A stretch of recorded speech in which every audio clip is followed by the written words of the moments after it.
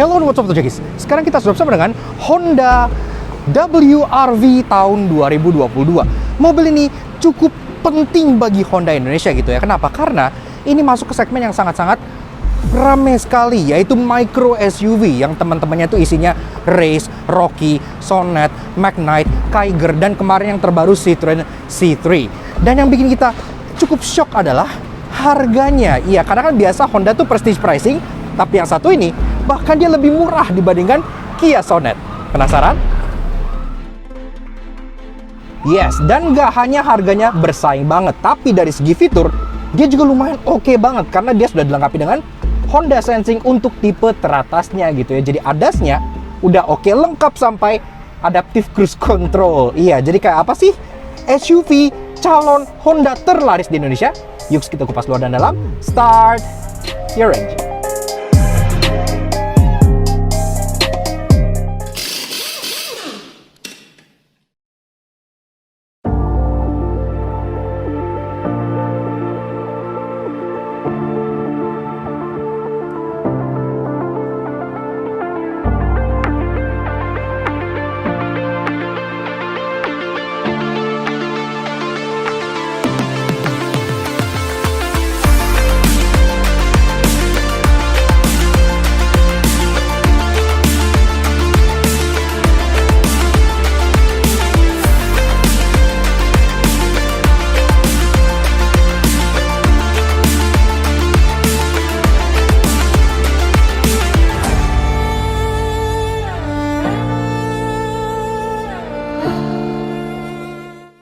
Eksterior tampil ala BR-V yang dipendekkan alias short wheelbase, namun dengan campuran muka City dan Civic dengan solid wing face yang khas membuatnya tampil makin sporty.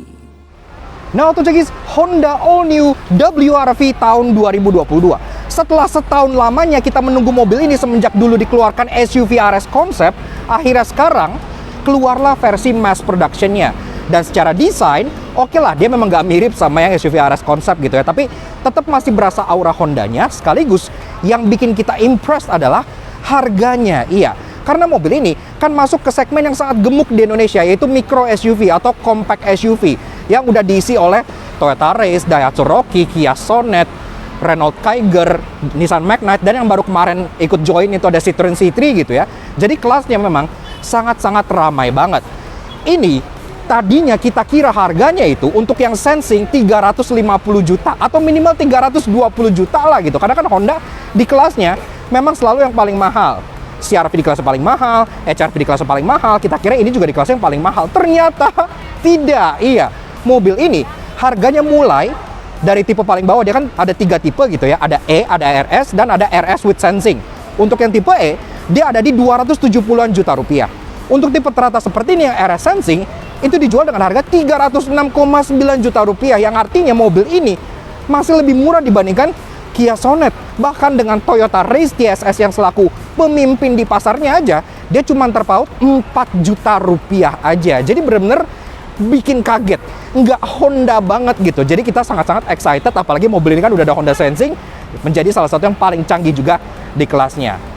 Alright, lanjut bahas bagian eksteriornya. Memang secara body dia cukup compact, dan kalau pengen di-summarize ini tuh anggap aja seperti Honda BR-V short wheelbase. Iya, karena kan dia sharing beberapa parts juga dengan Honda BR-V gitu ya. Jadi kayak BR-V 5-seater. Dari atas, antena sudah shark fin, sewarna body, udah ada integrated roof spoiler seperti ini yang udah manis banget. Third brake stop lamp sudah LED, walaupun kacanya belum ada rear defogger ya.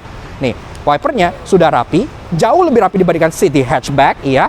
Dan ke bawah lagi, kita suka desain-desain body yang menaruh plat nomor itu di bagian bawah sini. Karena di bagian atas ini tuh jadi clean dan jadi lebih semok gitu ya. Lebih gembul, lebih enak dilihatnya gitu, berotot. Termasuk untuk badging, Honda di tengah, WR-V di bagian kiri dengan font baru yang senada dengan BR-V juga. Dan tentunya karena ini varian RS, ada badge RS juga di bagian kanannya. Yang ada hal interestingnya, ntar kita bahas kenapanya. Ke bawah lagi, desain bumper, dia tentunya two-tone. Di bagian bawahnya ada cladding-cladding hitam yang cukup besar untuk menandakan bahwa ini adalah crossover sejati, lengkap dengan aksen silver skull plate di bagian bawahnya, lagi-lagi yang menegaskan kesan crossover. Untuk urusan safety, udah ada 2 titik parking sensor yang ditaruh di bagian plat nomor sebelah sini, cukup unik.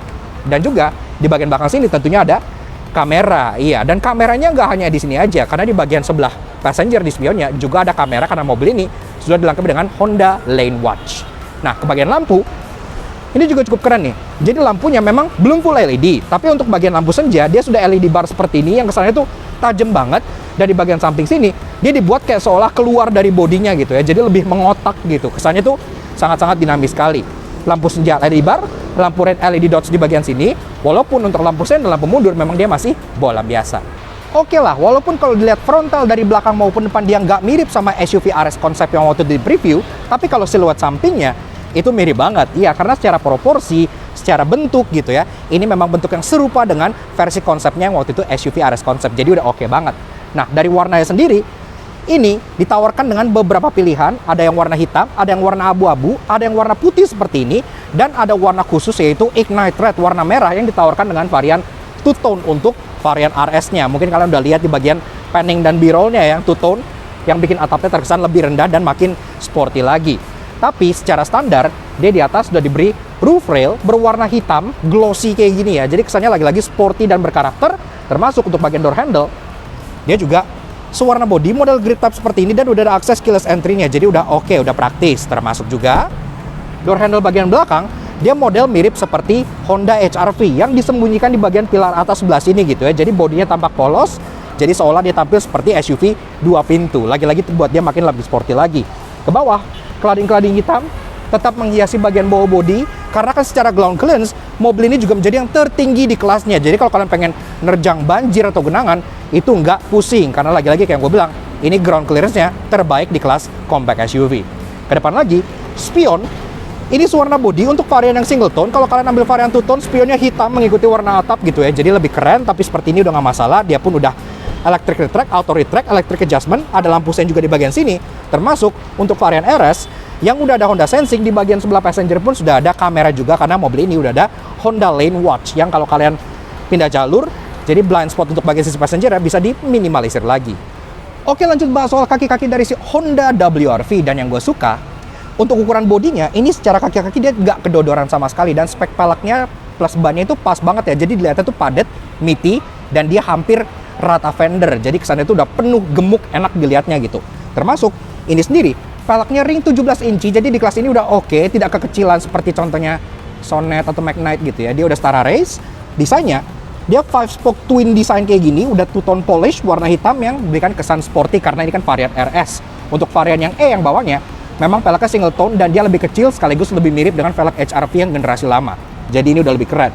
Termasuk dibalut dengan ban Bridgestone Turanza dengan ukuran 21555 R17. Pengereman di depan cakram, di belakang tromol masih normal di kelas seperti ini karena kan dia parking brake-nya juga masih pakai otot gitu ya, jadi cukup normal. Tapi untuk urusan safety dia udah oke banget di kelasnya, salah satu yang terlengkap, bahkan bisa dibilang dia udah ada kayak ABS, EBD, BA, traction control gitu-gitu udah standar banget. Bahkan kan dia udah ada Honda Sensing. Iya, dan Honda Sensing itu nggak hanya forward collision mitigation, lane departure warning gitu-gitu aja, tapi sampai adaptive cruise control dia pun udah punya. Jadi udah menjadi salah satu yang paling canggih di kelasnya. Dan menurut gua bagian dari mobil ini yang paling kerasa banget aura khas Hondanya adalah bagian fascia depannya. Memang kalau kalian lihat, ini tuh masih ada DNA solid wing face khas dengan Honda ya, yang dari grill langsung nyambung ke bagian lampunya seperti ini. Ini DNA yang serupa yang kalian temukan di Honda City Hatchback, Honda Civic Turbo gitu ya, sampai Honda CR-V, yang absen di Honda HR-V. Iya, karena di HR-V grillnya justru kayak AC window gitu ya. Kita lebih suka mobil yang ini gitu, kalau dari tampangnya lebih Honda banget. Dan ini kan varian RS, karena kan di Indonesia ditawarkan dengan dua varian, ada yang E dan yang RS. Yang RS tampil lebih sporty lagi. Dari depan sini, grillnya tentu berbeda. Ini khusus untuk RS, dia black chrome, modelnya tuh pin grill kayak gini, jadi titik-titik gini ya, kerasanya lumayan premium. Dan ada aksen black chrome besar di bagian atas yang langsung nyambung ke bagian lampunya, khas dengan aksen solid wing face. Dan tentunya sebagai varian RS, ada logo RS juga di bagian grillnya, yang pastinya menekankan aura RS dari mobil ini.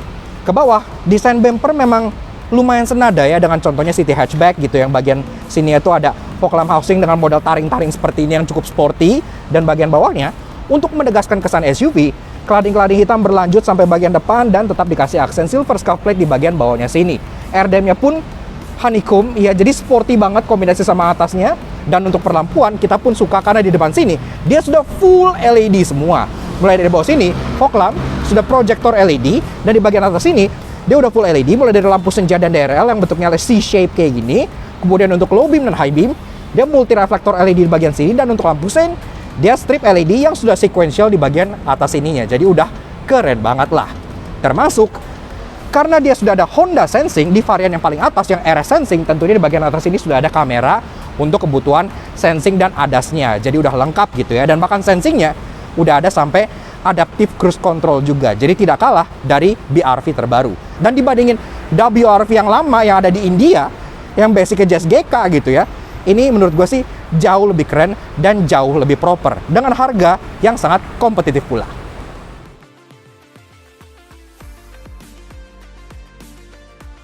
Interior walaupun salam satu dashboard dengan all new BRV, namun untuk varian RS ini diimbuhkan dengan aksen-aksen merah mulai dari jahitan jok hingga trim di dashboard sehingga makin racing. Oke, lanjut ke interior. Pertama-tama dari pintunya dulu. Ini pintunya terasa ya lumayan padat lah ya, walaupun dia nggak berat-berat amat, dan dia terbukanya cukup lebar, jadi udah oke banget. Termasuk ini yang nggak biasa nih, kalian sambut dengan sebuah sill plate aluminium untuk baris depan dengan logo RS. Iya, jadi cukup unik ya, karena di HR-V RS pun tidak ada seperti ini, di Civic RS pun tidak ada. Ya oke lah. Nah, begini juga interior dari si all new Honda WRV tahun 2022. Sebelum kita bahas desain, fitur, dan lain-lainnya, seperti biasa kalau kalian suka dengan karya kami, kenapa nggak kalian support kalian dengan cara klik tombol like di bawah dan klik tombol merah tersing untuk subscribe ke channel Last Auto Junkie. Jangan lupa nyalain loncengnya supaya kalian nggak ketinggalan video baru dari kami, dan juga main-main ke Instagram kami di @laknas_aj untuk info otomotif terbaru kalian. Oke, seperti biasa, kita kenal dengan kuncinya ya. Yang bentuknya seperti ini, pasti kalian udah familiar banget kan? Ini kunci Honda kekinian, ada logo Honda di sini, glossy gitu ya, dan di baliknya ada 3 buah tombol untuk lock, unlock, dan ada hold. Yang artinya mobil ini udah punya fitur remote engine start yang terhubung dengan AC juga. Jadi pas mau masuk mobil bisa nyalain dulu dari jauh sehingga AC-nya udah dingin seperti itu. Tapi kayak apa sih suara mesinnya? Dia kan tentunya udah engine start button di bagian kanan sini. Kalau gitu kita foot on the brake, kita start up dulu.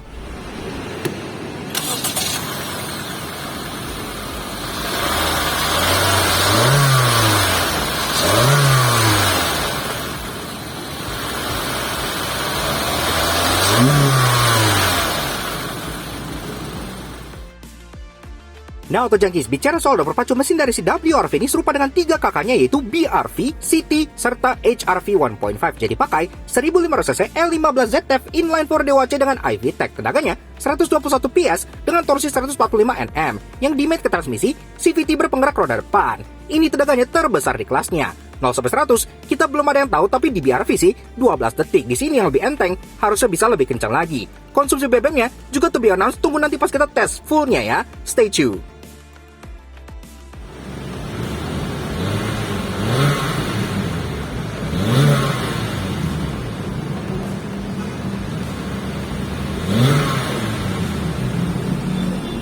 Oke, lanjut bahas interiornya. Memang secara desain dashboard, build quality and materials, ini tuh kayak plek-ketiplek sama ya, atau bahasa zaman sekarangnya itu salam satu dashboard dengan Honda All New BRV. Karena kan memang Honda WRV ini bisa dibilang sebagai BRV short wheelbase gitu ya, karena kan basicnya sama aja.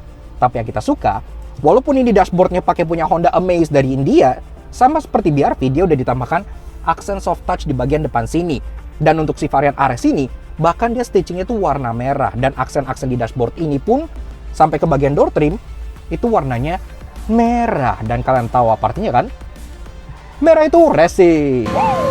Sisi passenger udah dapat glove box yang belum soft opening tapi cukup besar, jadi cukup oke. Ke tengah, ini memang desainnya lagi-lagi ya BRV banget gitu ya, sampai ke bagian panel glossy di bagian tengah sini.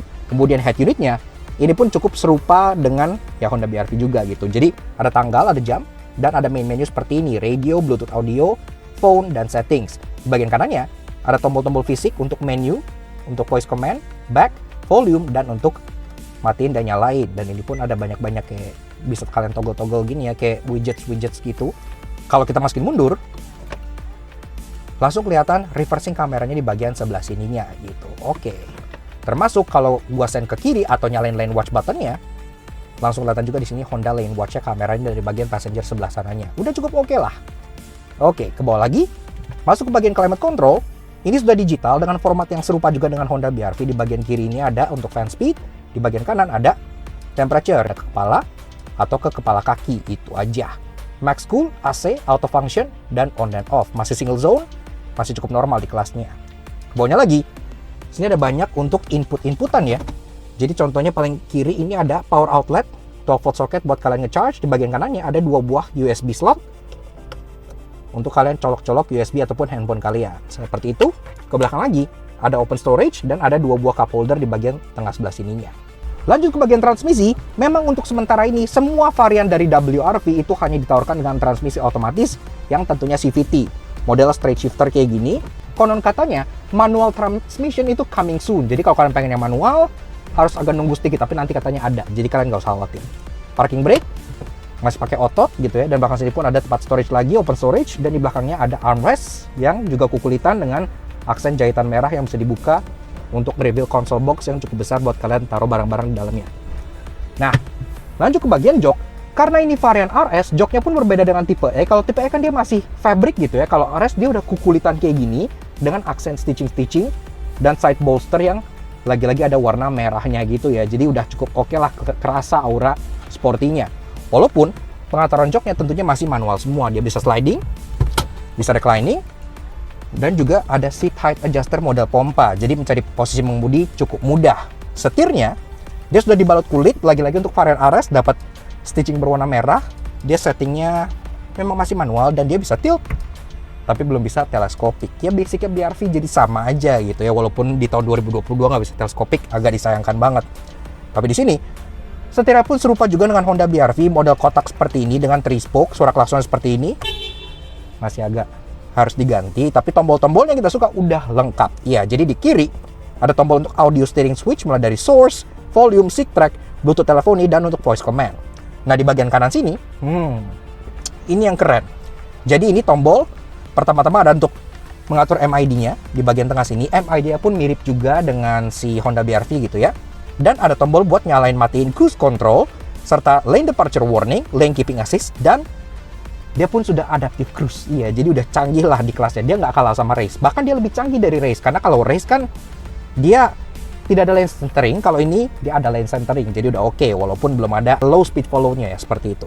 Speedometer model seperti ini untuk varian RS dia memang sudah color display ya, beda dengan varian E yang masih pixelated dan informasinya mirip seperti BR-V juga. Jadi secara utama di bawah ada untuk Honda Sensing, jam, fuel gauge, outside temperature, odometer, dan bisa trip A, trip B. Di atasnya bisa kalian cycle, ini ada informasi untuk kayak average fuel consumption, distance to empty, dan untuk live fuel consumption-nya. Kalau kita turun-turunin, bisa kita lihat informasinya lagi, average driving time, average speed, dan ada untuk safety support-nya berupa Honda Sensing, mulai dari forward collision mitigation, lane departure warning, lane keeping assist, dan kalau kita nyalain cruise-nya, sini kita nyalain on. Nah, ini cruise-nya udah nyala dan kita bisa atur jaraknya di bagian atas sebelah sini kelihatannya. Jadi adaptif. Oke. Ada clock and vehicle setting, customize display, blank display, dan untuk warningnya sekarang fuel low warningnya nyala seperti itu. Lampu sudah auto dan ada auto high beam juga karena kan sudah ada Honda Sensing, tapi wipernya memang belum auto. Ya masih normal lah. Ke bagian kanan, engine start stop, ada untuk tombol lane watch di bagian tuas sebelah kanannya, dan ada 2 buah tombol di bagian bawahnya untuk Honda Sensing dan untuk matiin traction control-nya. Door trim dari atas sampai bawah dia memang desainnya full black ya, tapi untungnya dia ada aksen merah-merah untuk bagian tempat kalian taruh tangan pun udah empuk dengan stitching warna merah. Jadi kalau kalian pegang-pegang itu udah enak lah, udah soft. Dan di bagian atasnya yang warna gloss black itu, kalau di varian E itu warna silver, tapi kalau di sini dia warnanya piano black. Jadi udah oke. Di bawahnya ada untuk door pocket dan sedikit untuk naruh minuman di bagian depannya, serta untuk audionya dia udah 6 speaker karena selain di bawah dia pun udah ada tweeter untuk bagian atasnya. Jadi udah cukup oke. Nah, safety pula udah oke karena dia udah 6 airbag, ada 2 di depan, ada curtain airbag, dan ada side airbag juga di bagian joknya, jadi nice. Ke atas, kaca tengah, day night view masih manual. Di sini kalian bisa lihat ada kamera untuk Honda Sensing-nya, dan di atas ini overhead console-nya hanya ada lampu baca 2 buah yang masih bolam seperti ini. Termasuk ada 2 buah sun visor, yang warna headliner hitam by the way, jadi berasa sporty gitu ya. Dan ini dua-duanya ada kacanya dan dua-duanya udah ada lampunya. Jadi cukup oke banget lah, kalian bisa necis di dalam mobil ini. Oke, lanjut ke baris kedua. Pintunya ini jauh lebih enteng dibanding yang depan. Yang tadi kan cukup berat dan hefty, ini memang terasa lebih enteng banget di belakang. Dan bukanya Dia nggak terlalu luas, termasuk atapnya kan agak sloping, jadi masuknya memang tidak mudah banget. Tapi ini masih oke lah, kalian dapat seal plate plastik di bagian bawah ini memang polos gitu ya, tidak ada apa-apanya, tapi at least dikasih, jadi nggak ngerusak cat mobilnya. Oke. Nah, begini aja guys, rasa duduk di baris kedua dari si all new Honda WRV tahun 2022. Ini jok udah gue set ke posisi pengemudi gue tingginya 170 cm. Di sini gue masih ada ruangan 5 jari. Iya, jadi untuk sebuah SUV mikro atau compact SUV di segmen kayak gini gitu, ini tergolong cukup lega. Iya, jadi oke lah, nice. Ruangannya nggak ada masalah buat rata-rata tinggi orang Indonesia. Atasnya pun demikian, walaupun dia sloping roofline, tapi dia masih ada sekitar 4 jarian, jadi untuk rata-rata tinggi Indonesia pun nggak ada masalah sama sekali. Dan kaki kalian masih bisa dimolosin ke depan sedikit, jadi duduknya bisa agak selonjoran gitu. Di belakang, joknya sampai ke depan, jadi udah kukulitan untuk varian RS dengan aksen-aksen warna merah di bagian bolster sampingnya, termasuk di bagian belakang sini kalian dapat 3 buah headrest yang bisa dinaikin. Jadi kalau kalian pengen taruh tengah, orang masih oke banget, masih bisa nyender dengan cukup nyaman, karena kan di bagian bawah sini humpnya pun bisa dibilang rendah banget, jadi kaki kalian bisa napak dengan sempurna tanpa masalah. Termasuk bicara soal fitur, di belakang sini ada power outlet ya buat kalian colokin charger gitu ya. Namun memang ini masih bentuknya power outlet biasa, jadi kalian nggak bisa langsung colok USB, harus pakai adapter dulu. Nah, tapi soal penyimpanan, kalian dapat 2 buah seat pack pocket di bagian sini, dan ini lumayan besar gitu ya. Termasuk di bagian door trim-nya, dari atas sampai bawah itu full black sama kayak di depan, dan kehilangan aksen glossy-glossy-nya sama juga yang kayak gua bilangin di BRV gitu ya. Jadi ya ini kehilangan aksen gloss-nya, tapi at least tetap dikasih aksen fabric warna merah-merah gitu yang aksennya kayak ala-ala carbon fiber gitu. Namun sayangnya tempat kalian taruh tangan di belakang itu keras, jadi memang hanya plastik biasa aja. Tapi di bawah tetap masih ada door pocket kecil serta tempat buat naruh minuman kalian, jadi udah cukup oke lah. Di atas dome light 1 buah, di bagian tengah masih bohlam biasa juga, dan kalian dapat grab handle. Oke, lanjut bahas bagasi dari si Honda All New WRV. Nah, udah bukanya, ini ada coakan di bagian bumper bawah sini yang di dalamnya ada electric latch, jadi udah oke. Nah, sekalian buka. Di sini memang kalian nggak dapet tonneau cover ya, jadi ya ini expose kayak gini aja gitu ya. Tapi secara ruangan, memang ruangan bagasi dari si WRV ini fix menjadi yang terbesar di kelasnya. Iya, karena bodinya kan juga lebih besar dibanding kompetitornya, jadi memang ruangan bagasinya pun oke banget untuk kelas compact SUV. Di sini kalau kalian pengen taruh koper large 1 berdiri gitu, itu masih bisa. Koper cabin 2 pun di sini masih masuk. Jadi memang bagasinya terasa fleksibel. Bahkan kalau kalian pengen masukin golf bag gitu, juga masih masuk gitu ya. Jadi cocok lah buat para hustler muda-muda. Termasuk ini ada karpet lagi, jadi dikasih karpet juga buat di belakang dengan emboss WRV di sininya. Jadi terasa premium sampai bagasi. Jarang loh yang ngasih karpet sampai bagasi. Nah, di bawah sini tentunya false floor kalian masih bisa buka untuk nge-reveal ada spare tire, sekaligus ada toolkit yang tersimpan rapi di bagian tengah sini gitu ya. Bahkan kalau kalian pengen ngerjain ini, di bagian terpalnya ini dikasih ini loh. Ini berasa agak JDM gitu ya. Ini bisa kalian cantolin ke bagian headrest ini, sehingga kalau kalian lagi ngerjain apa-apa, dia bakal tetap terangkat. Nice banget, detail yang jarang kita temui di Honda-Honda emerging market. Nah, kemudian ada beberapa fitur juga di sini, contohnya ada hook di bagian kanan kirinya buat kalian gantungin belanjaan dan lain-lain. Termasuk kalau kalian pengen bawa item yang lebih besar, tentunya jok baris kedua ini bisa ditidurkan dengan format 60-40. Jadi tinggal pundak sini kalian turunin aja. Memang dia nggak completely flat sampai depan ya, karena kan di bagian sini ada hump yang cukup tinggi gitu ya. Tapi kalau kalian udah get past the hump gitu, ke depan ruangannya tetap menjadi lagi-lagi menjadi yang terbesar di kelasnya. Jadi oke banget secara ruangan, baik itu praktikalitas maupun ruangan passengernya juga. Termasuk pas kalian menutup, ada coakan juga di sini supaya tangan kalian nggak kotor nantinya. Walaupun ya keren, canggih, dan lumayan value for money, namun karena ia nggak mirip sama versi konsepnya, pasti ada yang menyebalkan. Karena itu inilah 3 no yang kami temukan di Honda All New WRV. Sayang banget untuk bagian belakang ini, seat beltnya itu nggak ada kayak penahan untuk si buckle-nya ini ya. Jadi kalau kalian taruh begini, maka buckle-nya akan langsung slide ke bagian bawah, dan ini tidak proper. Berapa sih harga penahan seat belt?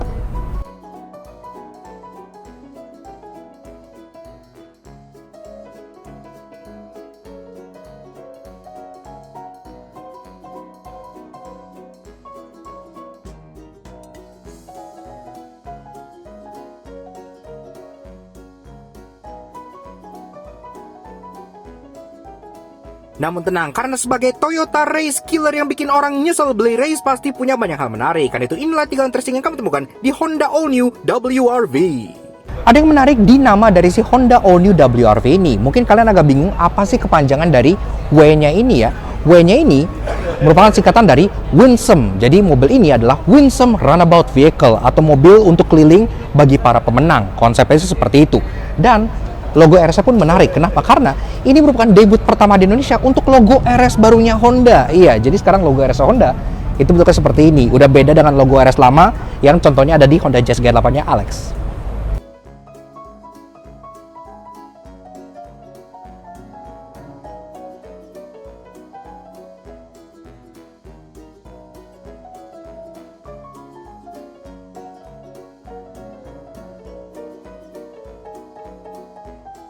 Dan bicara soal grab handle, mobil ini tuh generous banget karena dia grab handle-nya tuh full ya. Biasanya di bagian driver sini pun nggak ada. Ini bagian driver tetap ada grab handle-nya. Jadi di setiap sisi kalau ada yang ugal nyetirnya bisa pegangan dengan sangat oke banget. Dan di bagian atas ini pun ada hook kecil buat kalian gantungin jas atau baju atau sejenisnya. Yaks, oke. Nah, jadi kurang lebih begitu aja guys, sedikit fun impression kita mengenai si Honda All New WRV tahun 2022. Menurut kita, mobil ini bisa banget shake the segment gitu ya. Kenapa? Karena yang bikin kita kaget adalah harganya. Iya, awalnya kita pikir itu kayak biasanya Honda kan prestige pricing gitu ya. Ya well, di kelas HR-V yang paling mahal, di kelas CR-V yang paling mahal. Tapi tidak dengan mobil yang satu ini. Dia berada di kelas SUV yang sangat terjangkau untuk Honda, bahkan ini SUV termurahnya Honda sekarang. Dan fiturnya pun sudah punya Honda Sensing sampai Adaptive Cruise Control, jadi udah oke banget. Termasuk untuk harganya sendiri, dia mulai di 270-an juta untuk yang tipe E, hingga yang seperti ini, yang tipe RS dengan Honda Sensing dijual dengan harga 306 juta rupiah on the road Jakarta, yang artinya selisih ini dengan Toyota Race TSS itu hanya 4 juta aja. Dan dibandingkan dengan mobil-mobil yang CBU yang di kelasnya seperti Sonet, ini masih lebih terjangkau. Jadi benar-benar calon SUV Honda terlaris di Indonesia dalam waktu dekat. Kita sih yakin gitu ya, pasti ini bakal banyak di jalanan nantinya. Karena itu kita berikan spesial thank you shout out ke Honda yang udah ngizin kita untuk mulai Honda All New WRV ini di Langkas Motor Junkie pada saat launchingnya di Senayan Park Mall. Oke, sekian aja sih Honda WRV yang menurut kita sangat-sangat kompetitif banget di segmennya. We'll see you guys again in the next video. Ride safe and Godspeed.